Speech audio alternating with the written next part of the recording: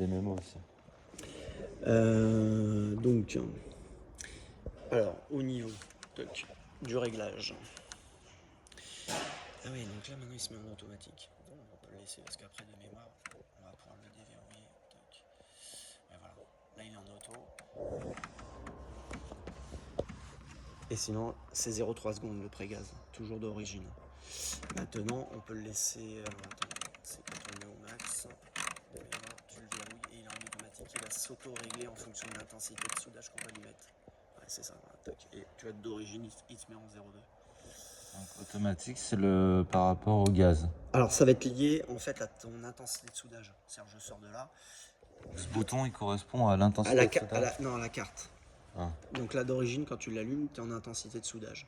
On voit qu'on est en 2 temps et on voit qu'on est haute fréquence. Donc là, 2 temps, 4 temps, c'est comme le semi-auto. 2 temps, j'appuie dessus, je soude, je lâche, ça se coupe. Et rebelote pour le 4 temps, j'appuie dessus, il n'y a rien qui se passe hormis que tu as la protection gazeuse qui sort, tu lâches, ça soude et ça évite de rester crispé sur la gâchette. Et tu te fais un long cordon. Et après, pour couper ton 4 temps, tu restes appuyé 2 secondes. 1, 2, je lâche la gâchette. À partir de là, s'enclenche l'évanouissement. Si tu as réglé un évanouissement, Grosso modo, 2 temps, c'est t'appuies sur la gâchette ça soude et dès que tu la relâches, et ça ça s'arrête. s'éteint. Voilà. Et 4 temps, c'est t'appuies, donc tu mets on On, et tu au rappuies moment pour. où tu lâches et ça soude. Et tu rappuies pendant 2 secondes, ça repart. Ok. Et ça, c'est le bouton qui permet de. Donc, alors, là, tu bascules donc sur la courbe. À partir de la courbe, là, tu vas pouvoir régler une montée d'arc. Donc là, je rentre dedans. Là, elle est à 0 secondes. Tu peux lui mettre une montée. Elle va apparaître. Et là, c'est-à-dire que pour faire une reprise, par exemple, si tu es à 25 ampères, tu fais une reprise de cordon. Tu ne veux pas renvoyer de suite pour ne pas défoncer la fin de ton cordon. Tu peux mettre, admettons, une seconde et demie de montée d'arc avant de continuer à envoyer la pleine balle. C'est-à-dire qu'il va être à 5 ampères en démarrage et il va monter, admettons, à 50 ampères qui était ton intensité nominale pendant 1 seconde et demie. C'est une pente. Ok. Pour l'évanouissement, alors pour l'annuler, hein, c'est très simple, on le met à 0 et en plus elle disparaît visuellement. Donc ça c'est le côté pratique. Ça on le verra après. Ça donc c'est l'évanouissement. L'évanouissement, rebelote, tu rentres dedans et tu lui mets un évanouissement de plus ou moins. Alors il faut savoir que l'évanouissement est hyper important par rapport à l'épaisseur. Plus tu vas faire de l'épaisseur, ça t'évite ce qu'on appelle dans le jargon la rotature. La rotature, c'est un petit trou qui apparaît au moment où l'arc électrique fait une rupture. Il apparaît tout le temps, sauf si tu mets un évanouissement. Ça permet de descendre progressivement ton intensité, diminuer bien sûr la chaleur de ton bain de fusion, et donc par la même occasion, couper proprement ton arc. Okay. Et ça évite cette rotation. Qui dit rotation dit inclusion de flotte par la suite, parce que ça te fait une cuvette. Donc on veut éviter ce genre de choses. Voilà. Donc en clair, tôle fine, très peu d'évanouissement ou pas. Tôle épaisse, par contre, là oui, faut pas hésiter, faut en mettre, hein, sinon pas bon. Donc là d'origine, je te la coupe. Hein. Là le gaz, le poste gaz, il est intéressant, c'est surtout un peu, comment on peut dire, comme la couleur un peu cerise de ton métal. Une fois que tu as fini ta soudure, tu dois rester théoriquement dessus pour protéger ton bain de fusion. Parce qu'on est là dans le soudage, on fait bien un bain de fusion, on fait pas du collage. Et donc il faut attendre le refroidissement pour qu'il n'y ait justement pas d'oxygène dedans. Voilà. Et ça, du coup, il y a un bouton pour? Alors là, il est réglé en automatique. Ça, c'est le test gaz. Si j'appuie dessus, on va juste entendre l'électrovanne. Je sors de là. Si j'appuie dessus, voilà, clac. Là, elle part pour 20 secondes. L'avantage de ça, je règle mon mano pour réellement ton débit. Avant l'opérateur. C'était automatisé, quoi. Bah, il appuyait sur la gâchette. Alors, tu peux le faire pareil. Mais bon, là au moins, toc, tu as 20 secondes, toc, tu règles ton débit propre et au moins tu es opérationnel. Et en plus, ça permet de bien purger tout ton circuit. Parce que des fois, il faut le savoir, suivant le système de gaz, alors pas en TIG, mais en SMI, il faut purger en fait son gaz entre un argon pur et un argon CO2. Ouais. Au moins, tu es sûr d'avoir en même temps bien purgé ton circuit. Ouais. Voilà. Donc 2 temps. Ça c'est pour le mode HF ou sans HF. Là tu vois, je viens de retirer la HF en restant appuyé dessus longtemps. Je rappuie dessus, l'éclair apparaît. Donc la haute fréquence, c'est ce que je t'expliquais. Tu n'es plus obligé de toucher la tôle pour pouvoir amorcer. Gros avantage de ça, quand tu es dans des angles un peu fermés, grâce à la haute fréquence, tu vas pouvoir envoyer ton arc de soudage et surtout diriger correctement ton arc sur l'endroit où tu souhaites souder. Ou au besoin même sortir un peu plus ton tungstène pour être proche, pour pas non plus avoir un arc trop diffus. Mais grâce à la haute fréquence, ce qu'il faut retenir, amorçage à distance. Tu touches plus ton tungstène et il est jamais pollué. Ouais.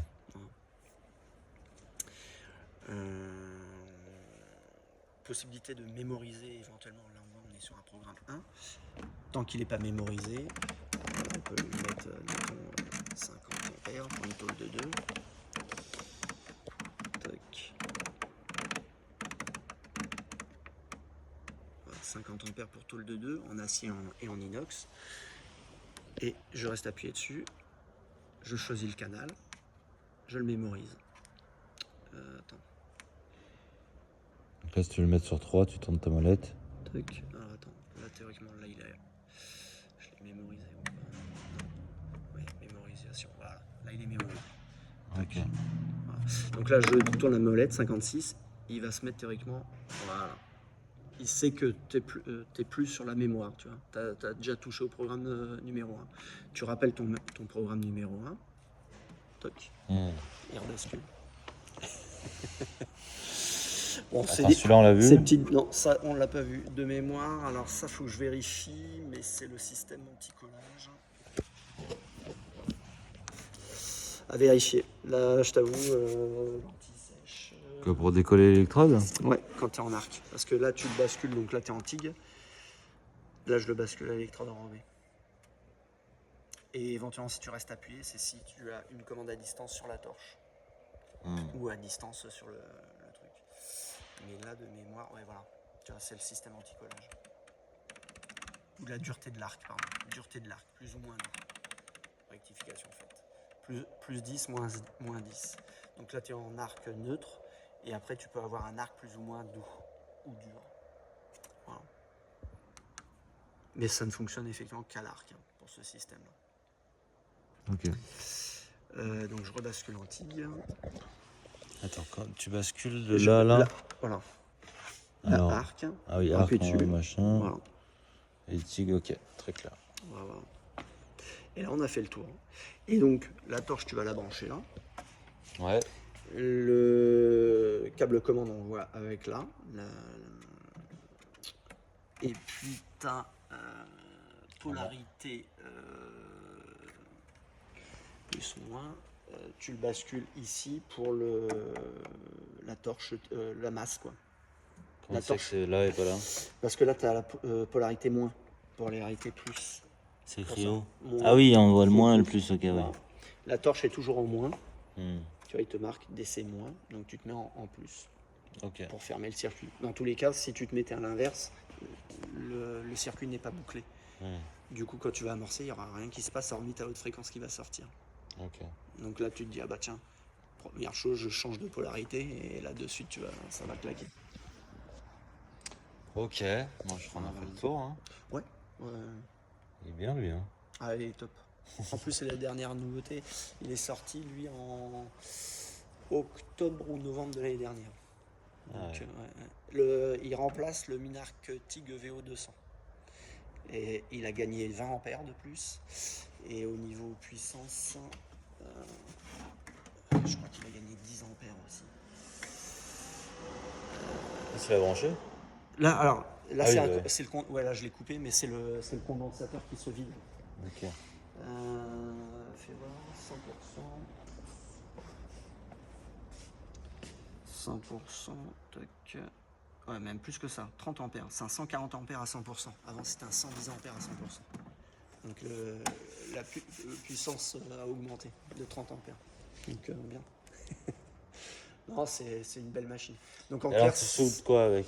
Acier inox, laiton, un peu de cuivre, mais là, ça est énergivore. Voilà, tout ce qui va être en clair courant continu. Là, il y a un réglage spécifique à faire sur la machine quand tu passes de l'acier au laiton, par exemple? Non, comme on en parlait auparavant, ça va être ton intensité. Ouais. Tout ce qui va être énergivore, il va falloir mettre un peu plus de puissance. La règle, comme je disais, pour les aciers et aciers inoxydables, c'est 25 ampères par millimètre de tôle. Donc 25 pour 1, 50 pour 2, 75 pour 3, etc. Mais sur un laiton, on va avoir tendance à mettre un peu plus de sauce, aux alentours de 30-35 ampères, par exemple, pour une tôle de 1 mm de laiton. Voilà. Et après les cuivreux, là c'est énergivore. On va être dans les 45 pour 1 mm de 45-50 pour 1 mm de T'en répètes cuivre. pour le laiton, tu m'as dit 35 30-35 ampères pour par 1 mm. millimètre. Ouais, Ok. ouais. Ok. À voir après en fonction aussi des positions de tes angles. Si c'est bord-bord, si c'est angle fermé ou angle ouvert. Voilà. Tu l'as débranché? Non, non, non. Il va se... Donc là, réglage d'intensité, on l'a pas, je crois pas qu'on l'ait vu sur la vidéo. Mais c'est juste la molette, tu touches à rien, tu touches juste la molette et c'est celui-là quoi. En fait, de temps en temps, t'appuies au milieu. Donc là, c'est l'allumage. T'appuies au milieu quand tu veux régler certains paramètres de la courbe. C'est ça que j'avais fait instinctivement. Donc là, tu tournes. Là, tu règles ton Voilà, ton intensité, intensité, machin. Donc exactement. admettons, tu es sur du 2 mm laiton, tu vas te mettre à 70 Par environ. exemple, ouais. Hop, Ce sera faut peut-être un peu reconfirmer fort. derrière ou Non, non? non, c'est bon. Là, t'es affiché. Et là, si j'appuie sur le bouton, Il n'y aura rien qui se passe. ça. C'est juste par rapport à la courbe, en fait. Tu vas te déplacer sur la courbe. Là, je me déplace sur la courbe. Je veux rentrer sur, par exemple, le montée d'arc. Tu vois, le voyant, il s'allumait. Par rapport à tout à l'heure, il était éteint. Là, j'appuie et je suis rentré. Et après, là, par exemple, je lui mets une montée d'arc de une Et ça, seconde. tu dois le paramétrer à chaque fois? Non, c'est si tu mets toujours une montée d'arc, oui, faudra. Mais si tu veux le supprimer, il faut rentrer dedans. Ouais. C'est-à-dire que là, tu vois, je le valide. Là, pour Donc du là, laiton, j'ai intérêt à en Pas montrer. forcément, pas forcément. Et là, on voit, elle apparaît. Par contre, tu veux la supprimer, je rentre dans la courbe. Alors là, sans le voir, je suis déjà sur le bon paramètre. Je rentre dedans, et je le supprime. Et je valide. Et c'est quoi les cas les plus courants où il faut faire une montée d'arc? C'était par rapport aux reprises.